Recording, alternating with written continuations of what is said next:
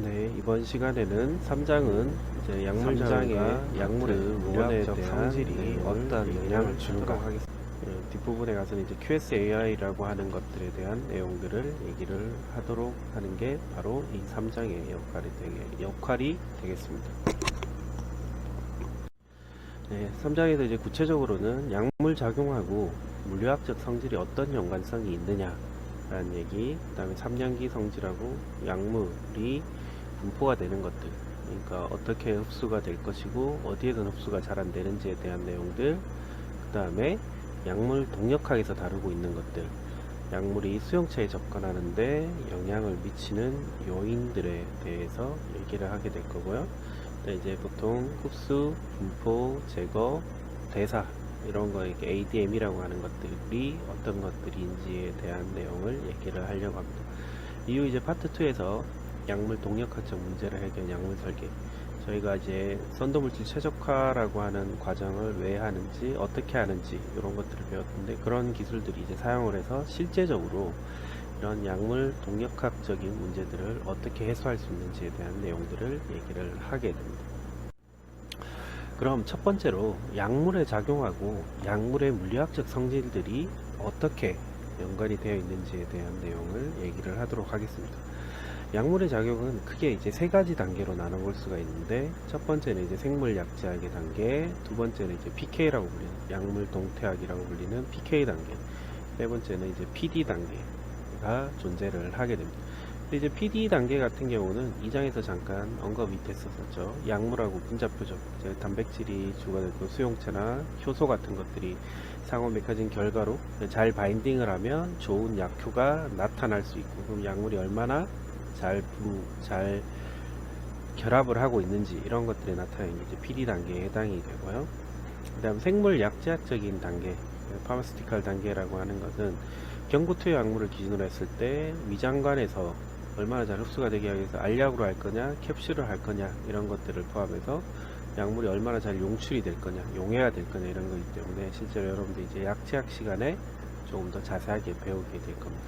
물론 이제 PK 단계도 여러분들 이제 약제학 시간이나 또는 약물 동태학 또는 약물 동력학 이런 단계에서 일부 배우게 됩니다. PK 단계도. 그렇죠. 역학적으로 이제 조절할 수 있는 거는 요 단계에 해당됩니다. 예, 알약의 캡슐이나 붕해 이런 것들은 이게 제재와 관련되는 거기 때문에 약제학 분야에서 잘 달 수가 있다면 PK를 바꿀 수 있는 거, 그러니까 약물이 더 잘 흡수가 되게 만드는 거, 대사가 덜 되게 만드는 거, 이런 것들은 선도물질 최적화라고 하는 과정들을 거쳐서 할 수가 있는 단계라고 할 수가 있게 되는 겁니다. 그렇다면 약물의 개발 단계는 일반적으로 이제 디스커버리 단계는 이런 형태로 이제 많이 간다라고 얘기를 했었고, 의학화학이 주로 하는 것들은 이제 요 단계까지 정도라고 생각을 했을 때, 선도물질 최적화라고 하는 과정들을 거치게 되는 것들이 이런 기술들, 이제 PK를 포함해서 이제 이런 것들이 여기에 포함이 된다라고 얘기를 할 수가 있고, 선도물질의 발굴 단계는 보통은 초기 단계이기 때문에 이제 활성 위주로 간다라고 생각을 하면 됩니다. 하지만 실제 약은 활성만 좋다고 좋은 게 아니기 때문에 이런 PK적인 측면들을 고려를 해야 됩니다. 그래서 물리학적 특성에 따라서 얼마나 잘 용해가 되고 그 다음에 얼마나 안정화가 되고 이런 것들이 결국 구조적 특성에서 다 나타나게 되는 거고요. 그 다음에 ADME 같은 것도 다 거기에 해당이 됩니다. 그래서 PK 또는 독성 같은 것들이 해결이 되지 않으면 실제로 이제 약이 될 수 없다라고 생각을 해야 되는 겁니다. 따라서 약물의 물리학적 성질은 약물작용, PK, ADME 같은 데 영향을 충분히 줄 수가 있기 때문에 매우 약물 개발에 있어서 매우 중요하다고 할 수가 있게 되는 겁니다. 실제 약물을 개발함에 있어서 실패하는 여러가지 원인들이 나타나게 되는데요. 에피커시 같은 것들은 실제 실패 원인이 과거에나 지금이나 별 차이가 나지 않습니다. 그럼 실제 과거와 지금의 가장 큰 차이는 PK 같은 것들, 이런 것들 때문에 이제 문제가 발생하는 경우가 많이 존재를 하게 되고요. 여전히 이제 독성 같은 것들은 여전히 문제가 되고 있습니다. 하지만 이런 것들은 최근 들어서는 어느 정도 다 개선이 되는, PK적인 측면들은 의학화학적으로 연구가 많이 됐기 때문에 어느 정도는 해설을 할 수가 있게 되고요. 그런 것들이 결국 약물의 물리학적 성질을 조절을 함으로써 이루어진다라고 생각을 하시면 되는 겁니다. 그럼 어떤 것들을 기준으로 삼아서 물리학적 성질을 결정을 해줄 것이냐, 이제 그게 중요하겠죠. 일단 효능이 좋다. 예를 들어 동물 실험했더니 결과가 좋다라든지, 뭐 예를 들어 인비트로에서 결과가 좋다 이렇다고 해서 무조건 약이 되진 않습니다. 실제 효능보다는 결과물에 해당되는 치료 효과, 효능도 물론 이제 좋아야 되긴 하겠지만 치료 효과가 실제로는 더 줘야 됩니다. 그러기 위해서는 약이 투여되는 경로도 잘 살펴봐야 될 거고, 투여된 다음에 어떤 식으로 약물이 움직이는지에 대한 것들 자료도 충분히 조사가 돼야 되는 거죠. 예를 들어서 지용성이 증가되면 위장관 흡수력은 좋습니다. 왜냐하면 위장관은 결국 멤브레인으로 구성이 되어 있기 때문에 지용성 물질들이 잘 투과를 할 수밖에 없습니다. 그렇지만 용해도는 보통 이제 일반적으로 물에 대한 용해도를 나타내게 되고, 용해도가 나타나는 이유는 뭐 예를 들어서 위장관 흡수, 용해도가 너무 좋으면 위장관 흡수가 안 될 거고, 대신에 흡수가 된 이후에는 실제로 이제 혈중에 잘 돌아다닐 수 있기 때문에 좋은 측면이 있게 됩니다. 하지만 지용성이 증가하면 거기에 따른 대사안정성 같은 것들도 일반적으로 이제 감소하는 것으로 알려져 있기 때문에, 그러니까 흡수가 잘 된다고 해서 또 약효가 잘 될 수가 없는 겁니다. 따라서 약물의 구조, 여기서 말하는 화합물이라는 결국 이제 약물을 얘기하게 되니까, 약물의 구조는 물리학적인 성질하고 생리 화학적인 성질을 같이 결정이 돼야 되고, 보통 이제 PK도 줘야 되고 독성에도 문제가 없어야지만 좋은 새로운 약이 될 가능성이 높아지게 되는 겁니다. 이런 것들을 보통 약물의 물리학적 성질 이런 것들이 좋다라고 얘기를 할 때 보통 흔히들 쓰는 용어가 drug like property, 약물성이라고 보통 얘기하게 되는 것들이 존재를 하게 되는데요. 이런 약물성들은 ADM이나 톡시드 이런 것들이고, 이런 것들이 이제 의학화학적 기술로 개선이 가능합니다. 제일 먼저 살펴보게 될 이런 이제 어떠한 기준점 또는 가이드라인 같은 것들이 존재를 하는데, 리핀스키 룰 오브 파이브라고 하는 그런 게 하나가 존재를 합니다. 얘는 이제 경구 약물을 기준으로 할 때 이 약물이 흡수가 되고 어느 정도 이제 약효를 나타내기 위해서 적절한 가이드라인을 제시를 해주고 있게 됩니다. 어디까지는 이제 경구 투여하는 약물에 해당이 되고요. 이 리핀스키라는 사람은 화이자의 이제 연구원으로 일했던 사람인데, 이제 과거부터 지금까지 임상을 통해서 어느 정도 약효가 검증된 화합물들, 이제 완전히 약으로 출시되지 않았다 하더라도 임상 한 이상 정도에서는 어느 정도 효과가 돼서 경구 투여도 좋고 이런 약물들의 데이터를 쭉 다 수집을 합니다. 그런 다음에 그 화합물들이 도대체 어느 정도가 되기 때문에 이런 역할을 할까를 여러 가지 카테고리를 나눠서 이렇게 쭉 조사를 했습니다.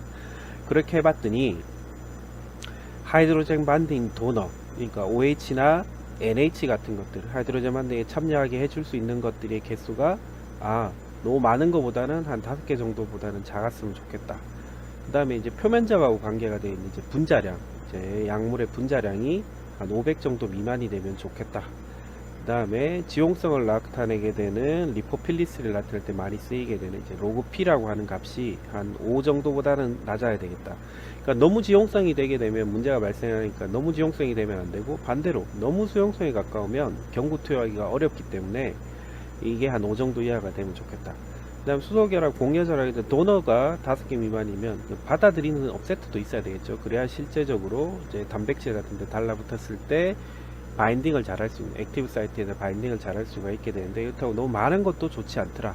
한 10개 정도 미만이 되는 게, 그러니까 옥시전이나 나이트로젠처럼 하이드로젠 반딩에 업세트로 사용할 수 있는 게 있으면 좋겠다 라고 일단 생각을 하게 되고, 그런 자료들이 어느 정도 모이게 된 겁니다.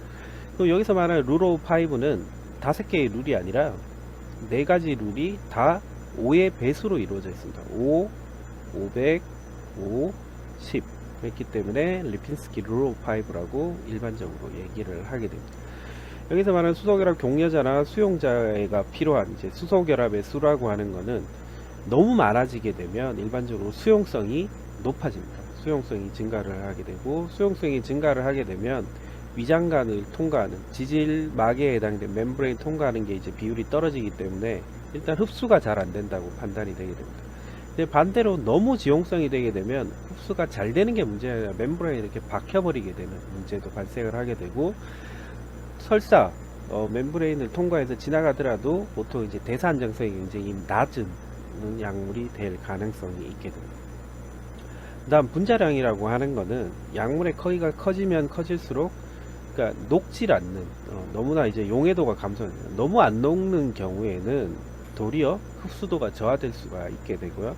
그다음에 로고피 같은 경우는 약물의 흡수에 가장 큰 영향을 줍니다. 리포필리스이기 때문에 경구 약물인 경우 위장관 통과에 큰 영향을 주기 때문에 그렇기 때문에 지질 용해도가 어느 정도는 있어야 되고 너무 낮아서 극성이 커지면 수용성이 되기 때문에 이 경우는 경구 투여가 불가능해지게 됩니다. 그렇다고 해서 무조건 모든 약물이 이 리핀스키 룰5 5를 무조건 따라야지만 되느냐 그런 건 아닙니다. 이건 어디까지나 가이드라인이라고 생각을 해야 됩니다. 실제 이 리핀스키 룰5 5의 문제점은 룰이 아니고 실제로 가이드라인이라고 보통 얘기를 하는 거는 그러니까 모든 경구 약물 그러니까 실제 현재 사용되고 있는 약물들 중에 이 리핀스키 룰5 5를 벗어나는 약물들이 꽤 많습니다.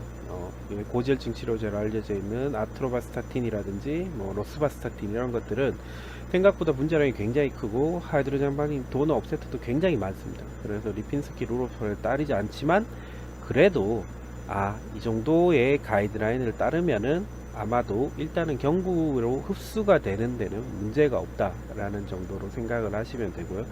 그 후에 이제 당연히 여러 사람들이 이런 이제 새로운 룰이라든지 이런 것들을 만들려고 노력을 했겠죠. 그 중에 이제 한 명이 베버라고 하는 사람이 베버 룰이라고 해서 이제 세 가지의 카테고리를 보는 형태로 많이 사용을 했습니다.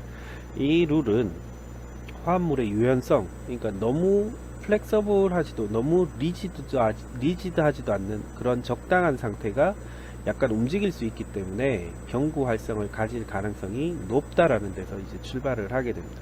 그래서 화합물의 구조에서 자유회전, 시그마 반드에 해당이 되겠죠. 그런 시그마 반드가 너무 많으면 여러 가지 다양한 컨펌으로 해서 선택성 같은 그런 문제가 있기 때문에 적절한 수준, 한 10개 이하 정도가 되면 좋겠다라고 얘기를 하게 되고요.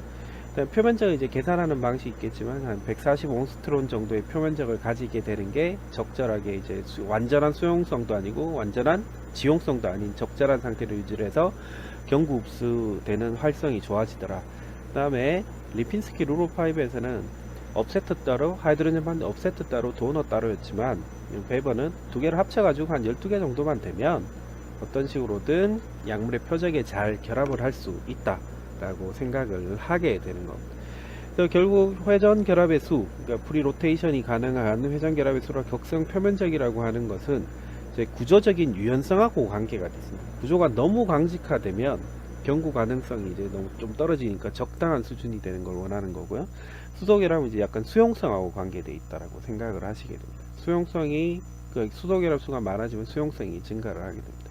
그렇다면 의학화학을 하는 사람들은 이제 무조건 어떤 룰을 따르면 좋다 이런 건 있진 않지만 두 개의 룰을 적절히 두 개의 룰에 적당한 카테고리에 들어와 있으면 가능성이 있으니 벗어나는 것을 두려워하지 않고 새로운 형태의 약물을 만들려고 노력을 하고 결국 약물은 효과가 나타나는 결과가 중요한 겁니다. 일단은 이런 룰을 따르지 않는다고 했지만 체내에 들어가서 소량이라도 흡수가 되고 흡수된 것들이 실제 약효로 나타난다면 그거는 문제가 되지 않는다라고 생각을 해야 됩니다. 너무 이런 룰에 얽매여 가지고 이런 건 약이 안 되니까 하지 말아야지 이렇게 생각하면 실제로 좋은 새로운 약이 개발될 수가 없게 되는 겁니다.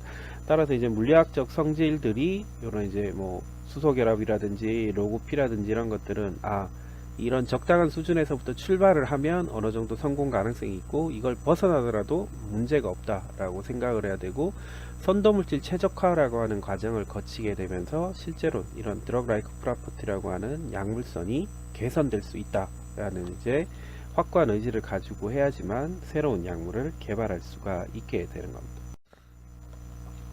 두 번째로 상기할 약물의 이제 3연기적 특성과 약물이 실제로 이제 어떻게 분포되는 거에 어떤 영향이 있느냐 이런 걸 이제 생각을 해야 되는데 대부분의 약들은 완전한 산성이거나 완전한 연기성을 가지지 않습니다. 왜냐하면 모든 약물이 들어가서 100개의 약물이 예를 들어서 우리가 먹었을 때 100개의 약물이 그대로 다 가서 활성을 나타낸다라고 생각할 필요가 없습니다. 그 중에서 몇 개만이라도 제대로 전달이 돼서 약효를 나타내면 되게 되고요.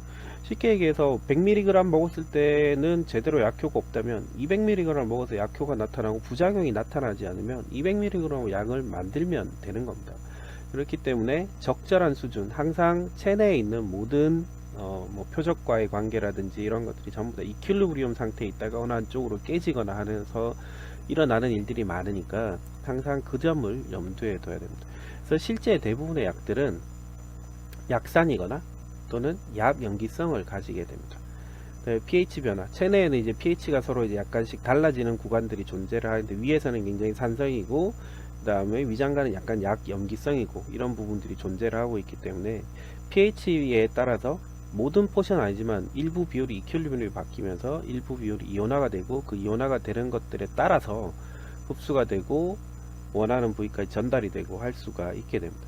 이제 약물의 이온화 정도는 실제로 흡수, 분포, 배설, 대사를 포함한 배설을 ADM이라고 하는 부분에 굉장히 중요한 역할을 하게 됩니다. 보통 이제 화합물, 유기약을 할 때도 마찬가지지만 pK로 많이 나타내게 되는 거죠. 이제 pK를 기준으로 해서 일반적으로 많이 얘기를 하게 됩니다. 예를 들어서 어떤 약물이 굉장히 이온화가 되어 있다.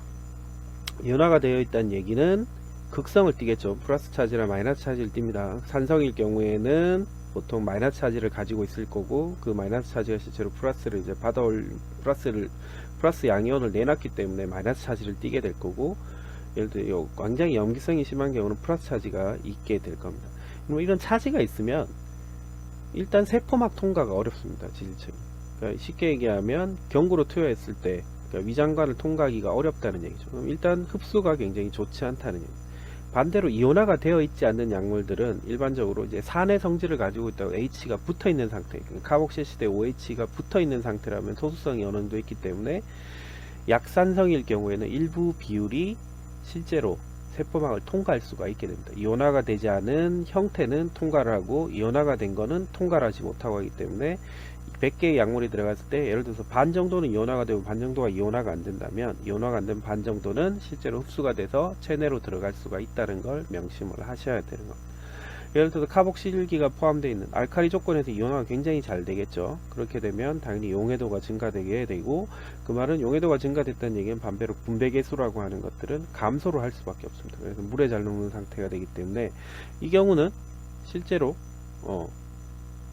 주사제 같은 게 더 유의하겠죠. 물에 잘 녹는 상태가 되니까. 그래서 솔트 형태를 사용한 주사제 같은 것들에 실제로 IV 제제라고 보통 얘기를 하거나 뭐 이제 엉덩이에 주사를 주게 되는 이제 IP 같은 그쪽에 좀 더 적당하다고 얘기를 할 수가 있게 되고요. 카복시기를 가지고 있으니까 산성 조건에서는 더 강한 놈이 있으니까 수소를 내놓을 필요가 없습니다. 그래서 중성화가 되어 있는 상태이기 때문에 이온화가 되지 않게 되고 어느 정도의 분배계수가 증가되어 있는 소수성이 증가가 되어 있기 때문에 유기용매에 용해가 되는 상태라고 보시면 되고요. 아민은 반대가 되겠죠. 알카리성에서는 프리한 아민이 되어서 유기용매에 잘 녹는 형태가 된다면 산성에서는 이온화가 되어서 수용액에 잘 녹는 형태에 해당이 됩니다. 마찬가지 이런 경우라면 실제로 뭐 IV라든지 또는 IP 정도의 약으로 경구 투여에는 적합하지 않지만 주사제 같은 것들에는 적합한 그런 약물이라고 생각을 하시면 됩니다. 왜 약물이 약간 약산성이나 약염기성이 좋느냐? 다음 표에서 예를 들어서 pK가 5다.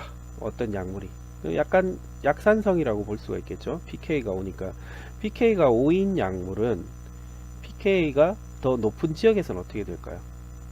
이온화가 잘 되겠죠. 이온화가 잘 되기 때문에 이쪽에서는 이온화가 되어 있으니까 위장관 통과가 어렵겠죠. 멤브레인이 에나이온을 형성을 하니까. 근데 반대로 pK가 5보다 이하인 어떠한 영역에서는 자기가 이온화가 될 필요가 없습니다. 그렇기 때문에 지질도를 그대로 유지를 해서 위장관 통과가 용이하게 됩니다. 그러면 예를 들어서 용해도는 어떻게 될까요? 용해도는 반대 현상이 일어나게 되겠죠. pH가 5보다 높은 지역에서는 자기가 수소 양이온을 내놓고 에나이온을 형성해야 되니까 물에 굉장히 잘 녹는 상태가 되지만 5보다 낮은 영역에서는 솔빌리티가 이제 떨어지게 되는 그런 특성들을 가지고 있게 됩니다. 따라서 약물의 이온화 정도는 약물의 흡수, 분포, 배설에 굉장히 영향을 많이 끼치게 되고요. 그 다음에 용해도와 투과도, 이 양쪽이죠. 이 양쪽을 동시에 만족하려면 어떻게 해야 될까요? 중성이거나 또는 약산성이나 약염기가 되면 이런 비율들, 요 구간들에 해당되는 이제 비율들이 이제 증가를 합니다. 어느 정도는 다 가능한 상태가 되겠죠. 그렇기 때문에 실제 대부분의 약들은 약산성이거나 약염기인 경우가 굉장히 많게 되고요. 예를 들어서 어떤 약물이 pK가 5가 아니라 굉장히 뭐 pK가 높더라. 그럼 어떡하냐? 치환기 변화라든지 바이오 아이소스를 위한 생동정체 치환제 이런 걸 통해서 pK를 다시 원래대로 원하는 위치로 돌려줄 수가 있게 되고요. 반대의 경우도 마찬가지입니다. 뭐 너무 이제 염기성이 강하면 펑셔널 그룹 같은 것들을 바꿔줌으로 해서 더 의학화학적 접근을 통해서 원하는 위치, 중성에 가까운 쪽으로 만들어 줄 수가 있게 되는 것. 예를 들어서 벤젠고리가 있다면 일렉트로 위드로잉 그룹을 치환기를 할 거냐, 도네이팅 그룹을 할 거냐에 따라서 전자 밀도가 변화가 될 거고, 당연히 pK 값도 변화를 일으킬 수밖에 없게 됩니다. 그래서 일반적으로 산해세기는 할로젠 일렉트로 위드로잉 같은 것이 증가가 되니까 일렉트로 위드로잉 그룹을 이제 제거를 합니다. 또는 도네이팅 그룹을 바꾸거나 없애거나 하면 이제 감소를 시킬 수가 있을 거고요. 염계의 세기는 보통 이제 아닐린 등, 이제 방향 쪽에서는 아닐린 등이 있을 때 이제 감소가 되니까 바꿔주면 됩니다. 그렇지만 그게 파마코포의 표적과의 결합이 굉장히 중요하다면 그 부분을 건드린 게 아니라 다른 부분을 건듭니다. 그 주변에 치환할 수 있는 것들, 일렉트로 위드로잉 그룹을 시켜서 증가시키거나 염기성을, 또 위드로잉 그룹을 해서 감소를 시키거나 도네이팅 그룹을 사용해서 증가를 시키는 방법들을 사용을 할 수가 있게 되는 겁니다. 다음, 약물이 실제 원하는 목표인 타겟에 접근하는데 그러면 영향을 미치는 거를 이제 보는 게 약물 동력학이라고 하는 PK라고 얘기를 했습니다. 보통 ADME 또는 DMPK라는 용어들도 실제로 많이 사용합니다. 약물의 분포 대사에 해당되는 D와 M을 섞어서 DMPK 이런 것들도 많이 얘기를 하게 되고요. 약물과 수용체의 결합력은 효능에 있어서는 중요합니다. PD적인 측면에서는. 그렇지만 문제는 목표 지점까지 잘 도착할 수 있느냐 없느냐가 중요한 거죠. 목표 지점까지 잘 도착을 못하면 아무 의미가 없다는 겁니다.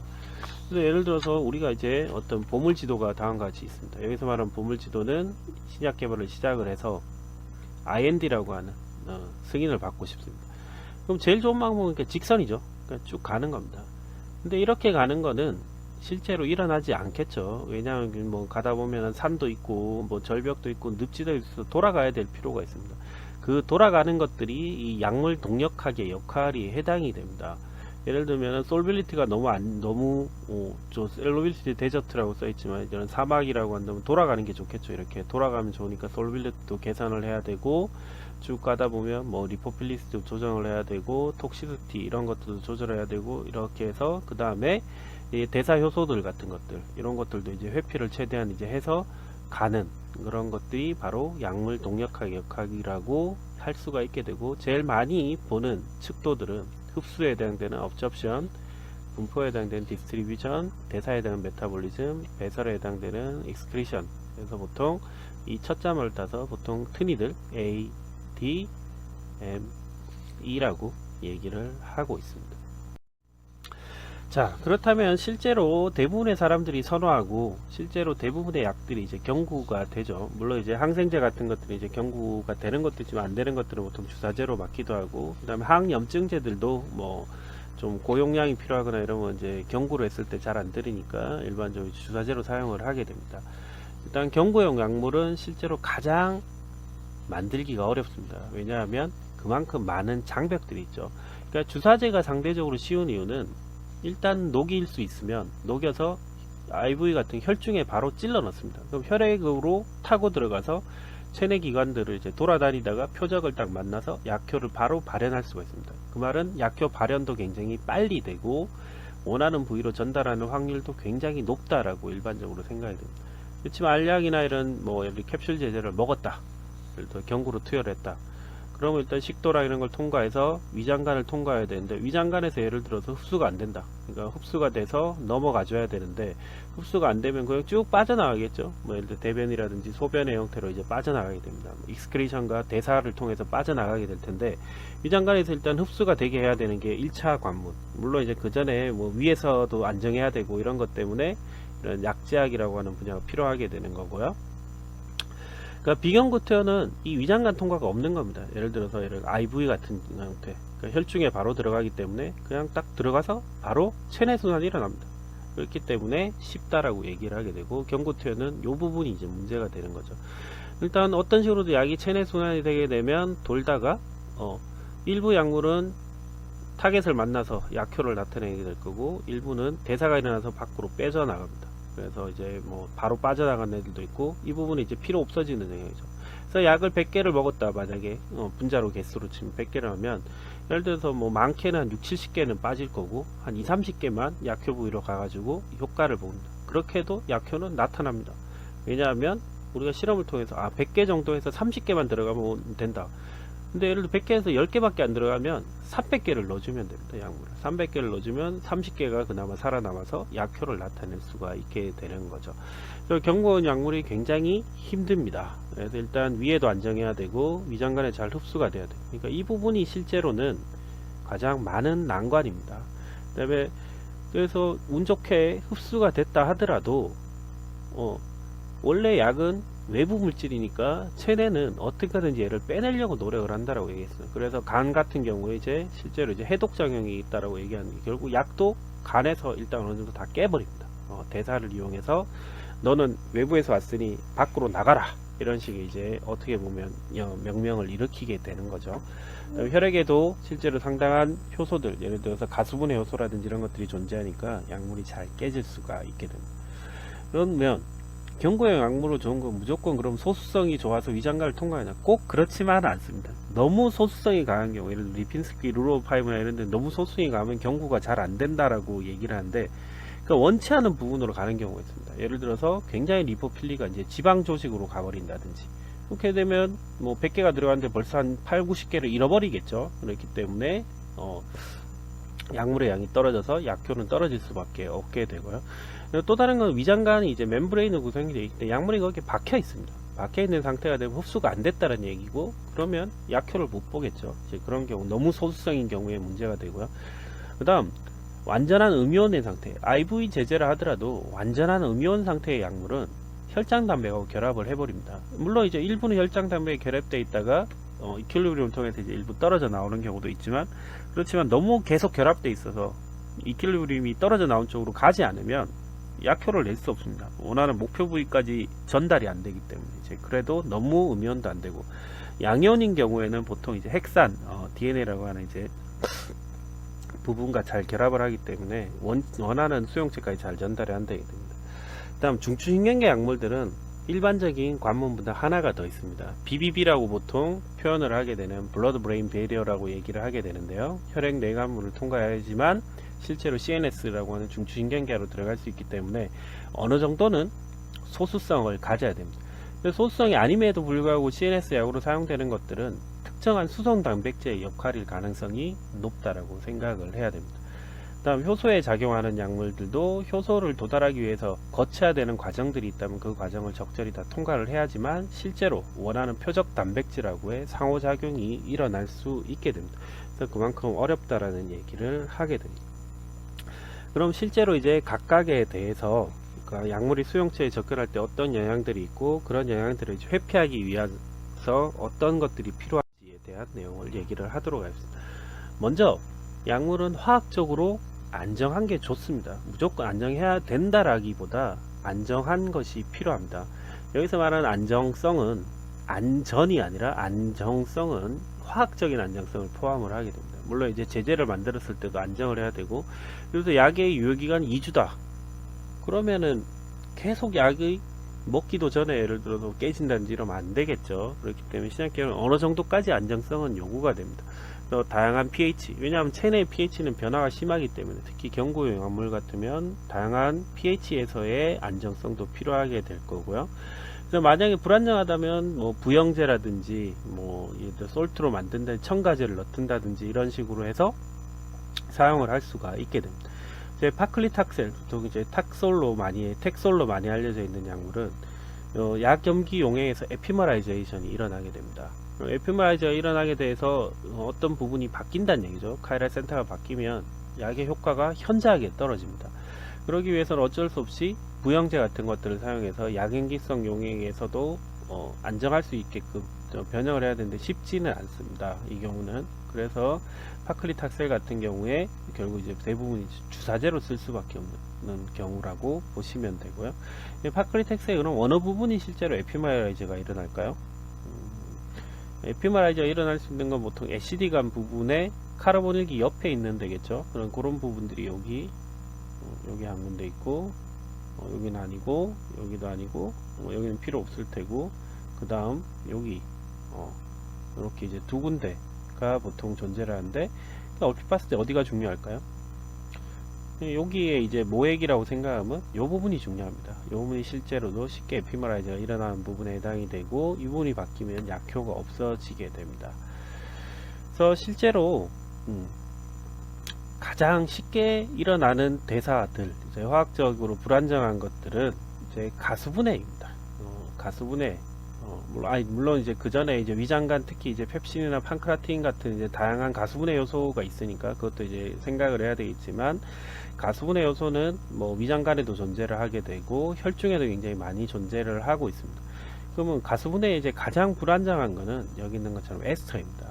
에스터가 되게 되면 실제로 작용 지속 시간이 굉장히 떨어질 수밖에 없다라고 생각하고, 그거보다는 이제 아마이드라든지 이런 것들이 조금 더 안정합니다.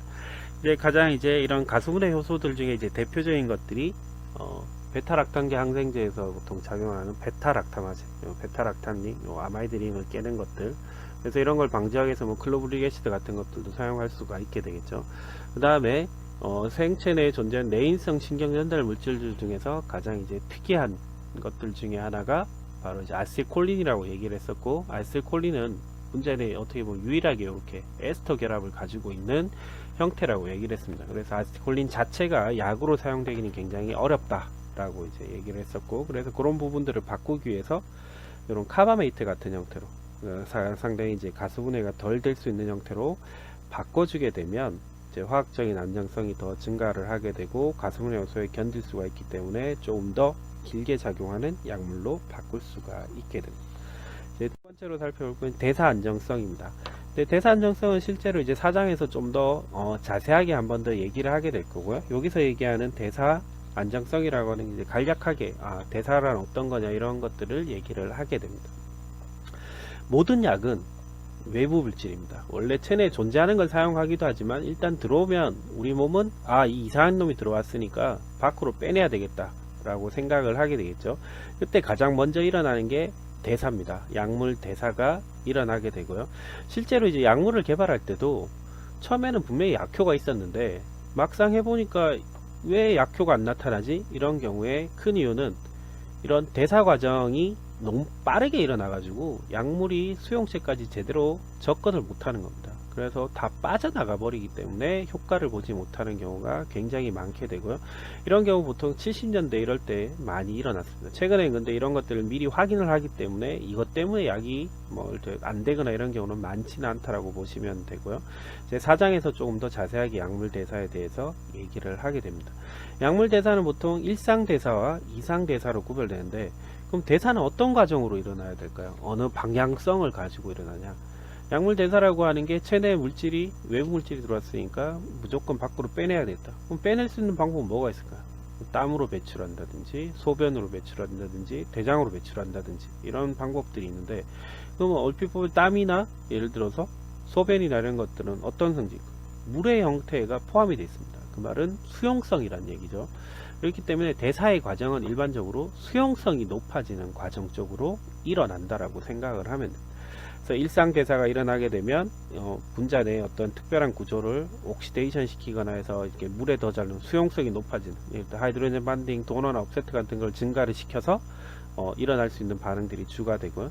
이상 반응은 그렇게 일상 반응을 통해서 증가되어 있는 이런 OH나 NH나 이런 이제 그룹들을 이용을 해서 컨덴세이션이라고 축합 반응이 일어납니다. 축합은 어떤 거냐? 실제로 나중에 얘기를 하죠. 글루코나이드라고 하는 형태, 그러니까 굉장히 수용성이 높은 형태를 덧붙여서 물에 굉장히 잘 녹게 수용성이 높은 상태로 만들어서 극성 증가시켜서 배출을 합니다. 예를 들어서 분자 내에 이런 이제 5메틸이 이서가 있습니다. 이 상태는 굉장히 그래도 지용성이 있는 편인데, 이 상태면 약물을 밖으로 배출하기 어렵겠죠. 그러면 대사 요소가 그래? 그럼 넌 메틸을 끊어버려서 이런 OH가 있는 상태가 되게 되면 굉장히 수용성이 높아지고, 나중에 이 부분에 더 큰 수용성 있는 물질을 이제 붙이게 됩니다. 이렇게 붙이게 되면 얘는 소변이나 대변으로 배출을 하게 되겠죠. 그래서 약을 개발할 때 생각보다 굉장히 많이 신경을 써야 됩니다. 그래서 실제 대사 안정성 같은 것들은 생체 이용률이라든지 안정성이 굉장히 중요하기 때문에 초기 단계에서 많이 확인을 해야 되고, 그 다음에 구별해야 되는 거는 우리가 이제 실제 약을 만들 땐 사람한테 바로 쓸 수가 없죠. 그래서 마우스나 렛이나 뭐 독이나 멍키나 이런 이제 동물들을 이제 안타깝지만 조금씩 희생을 할 수밖에 없게 되는데, 이런 동물과 사람이 동일하지는 않습니다. 당연히 대사 요소들도 조금 차이가 있기 때문에 항상 염두에 둬야 되는 게, 마우스나 렛에서 대사가 굉장히 잘 돼서 그럼 이게 사람한테 쓸 수가 없나? 꼭 그렇지는 않습니다. 사람한테 있는 효소가 조금 다르기 때문에 그때는 또 대사가 더 잘 안 될 수도 있습니다. 그래서 그런 것들까지 항상 종에 따른 그런 차이들까지 항상 염두에 두고 약물을 개발을 해야 되는 겁니다. 엘도파 같은 경우, 그런 말단의 아미노시드와 같은 특성을 가지고 있기 때문에 특정한 수송체에 의해서 전달이 될 수가 있는 거고요. 그런 부분들, 그 다음에 비타민 A 이런 것들도 되고, 그 다음에 DNA나 RNA에 있는 베이스 페어들, 예를 들어서 우라실 같은 경우만을 능동 수송하는 수송체는 결국 이 5FE라고 하는 항암제들, 플로로 바뀌어 있는 그런 것들도 잘 전달을 해줄 수가 있게 됩니다. 그렇다고 해서 경구용 약물은 위장관을 통과하지만 모든 약물이 경구는 아니죠. 위장관 이외에서 약물이 흡수가 될 수도 있게 됩니다. 예를 들어서 피부에 바르는 거라든지, 뭐 안약으로 만든다든지, 스프레이 제제로 해서 코나 이런 쪽으로 하는 것들도 존재를 하게 됩니다. 그러니까 주사제 같은 경우는 실제로 바로 혈류로 들어가니까 이런 흡수에 대한 문제는 많지 않다라고 생각을 하시면 되고요. 흡수에 영향을 주는 생물 약제학적 요인들, 그러니까 용출률이라고 하는 이런 부분들은 약제학 시간에 조금 더 잘 배우시면 됩니다. 의학화학에서는 이제 이 부분은 실제로 생각보다 뭐 ADME 이런 것들은 어느 정도 이제 의학화학적 접근으로 되는데, 이런 용출률이나 이런 것들은 의학화학적으로, 왜냐하면 화합물의 특성이 결정이 되기 때문에 쉽게 고칠 수가 없게 됩니다. 그런데 이제 제제를 이용해서 약제학 시간에 어느 정도 바꿀 수 있다는 걸 배우시면 됩니다. 일단 흡수가 됐으면 약물은 이제 원하는 표적 부위까지 잘 분포를 해 줘야 됩니다. 근데 이제 어떤 특정한 타겟들이 어디에 있느냐에 많이 달리겠죠. 생체 각각에 있는 이런 조직과 약물들의 친화력이 다 다르기 때문에 이제 그런 부분들을 이제 고려를 하는 게 바로 디스트리뷰션이라고 하는 약물의 분포라고 할 수가 있게 되고, 이건 약물의 이제 물리학적 성질하고 굉장히 연관성이 있게 됩니다. 먼저 이제 약물에 일어나는 일들, 약물의 단백결합.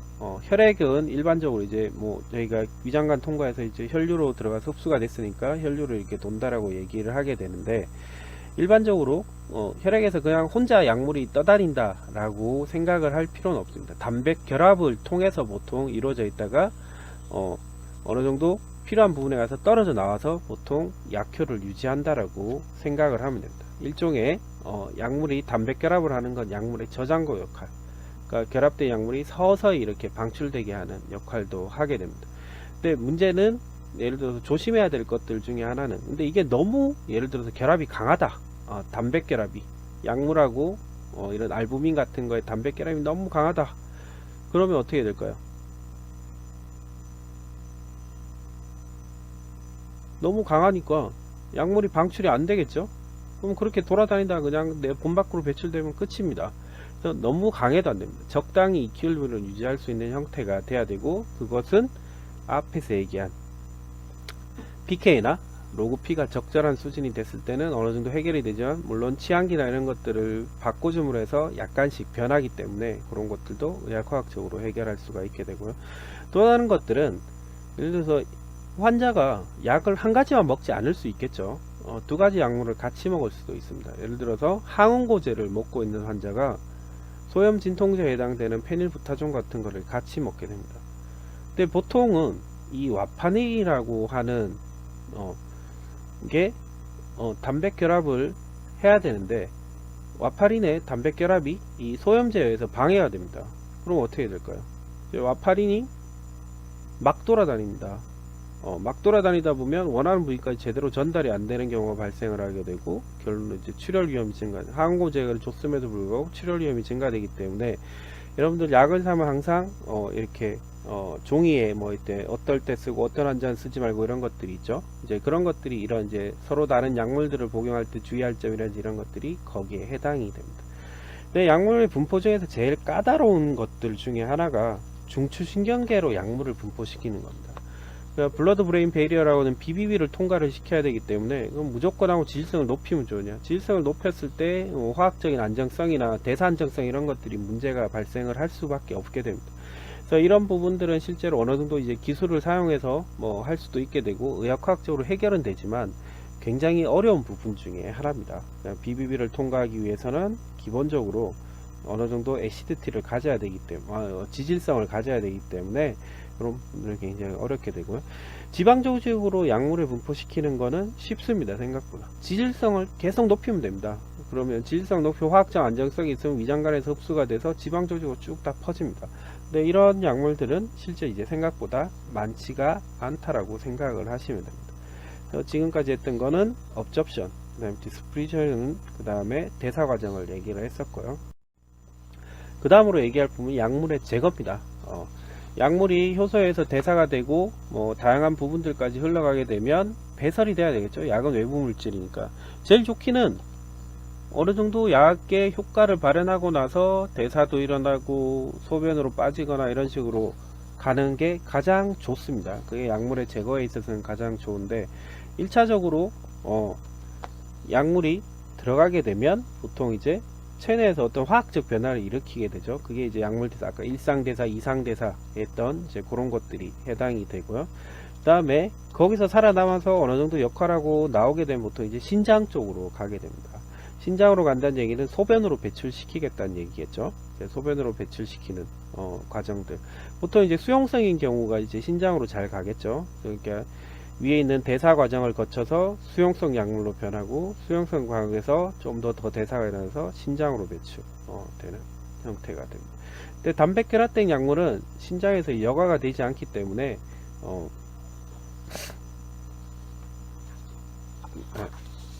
신장에서 생각보다 잘 여과가 되지 않으면 실제로 그러니까 떨어져 나온 단백결합에서 떨어져 나온 약물만 실제로 여과가 되게 됩니다.